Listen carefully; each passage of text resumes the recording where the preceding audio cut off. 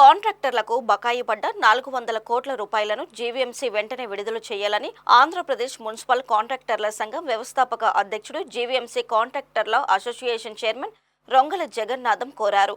ఇప్పటికే పలుమార్లు మేయర్ హరివెంకట కుమారుడిని కలిసి తమ గోడు వెళ్లబుచ్చుకున్నామని తెలిపారు. చేసిన సివిల్ వర్క్స్ కు చెల్లింపులు విడుదల కాకపోవడంతో అనేక ఇబ్బందులు ఎదుర్కొంటున్నామన్నారు. విజేఎఫ్ ప్రెస్ క్లబ్ లో జరిగిన మీడియా సమావేశంలో మున్సిపల్ కాంట్రాక్టర్లు తమ ఇబ్బందులను మీడియాతో పంచుకున్నారు. ఇవాళ ఆంధ్రప్రదేశ్ రాష్ట్రంలో ఇవాళ జీవీఎంసీకి ఆర్థికంగా పరిపుష్టి ఉన్న కార్పొరేషన్ విశాఖపట్నం మున్సిపల్ కార్పొరేషన్. అలాంటి జీవీఎంసీలో ఈరోజు ఏంటంటే కాంట్రాక్టర్ వ్యవస్థలో కాంట్రాక్టుల పనులు చేసి సుమారు 12 నెలల కాలం కావస్తుంది. కాంట్రాక్టర్లు ఈవేళ రోడ్డును పడ్డారు, ఆవేదన చెందుతున్నారు, ఆత్మహత్యలు చేసుకుంటున్నారు. ఆ పరిస్థితుల్లో ఈరోజు రోడ్డును పడే పరిస్థితి వచ్చింది.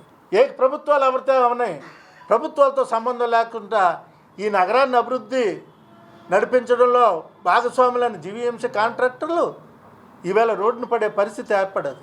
వాళ్ళకి ఈవేళ 12 నెలల కాలంలో సుమారు 400 కోట్ల రూపాయలు జీవీఎంసీ ఇవ్వాల్సి వస్తుంది. ఈ 400 కోట్ల రూపాయలు ఏవైతే ఉన్నాయో ముఖ్యంగా జనరల్ ఫండ్స్, ఈ జనరల్ ఫండ్స్ తర్వాత అమృత్ కానీ జీజీఎంపీ కానీ ముఖ్యంగా నేను ఒకటే చెప్పదలుచుకున్నా.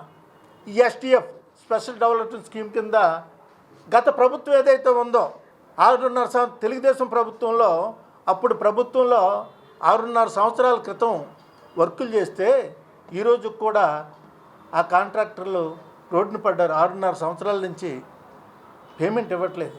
ఇవాళ మా మేయర్ గారు ఉన్నారు, విశాఖపట్నం గ్రేటర్ విశాఖపట్నం మేయర్ గారు. మేడం, మీకు విజ్ఞప్తి చేస్తాను, మీరేం చేస్తున్నారో మాకైతే తెలియదు. ఈరోజు ఏంటంటే విశాఖపట్నం కార్పొరేటర్ అస్తవ్యస్తంగా ఉంది. కాంట్రాక్టర్లు కోట్లాది రూపాయల పేమెంట్లు మీరు ఉంటే మీరు స్పందించవలసిన అవసరం ఉందని చెప్పేసి మీ ద్వారా మనవి చేస్తున్నాం. స్పందించాలి. స్పందించకపోతే చాలా తప్పుగా ఉంది. ఆ కాంట్రాక్టర్లు రోడ్డును పడకుండా చూడాలి.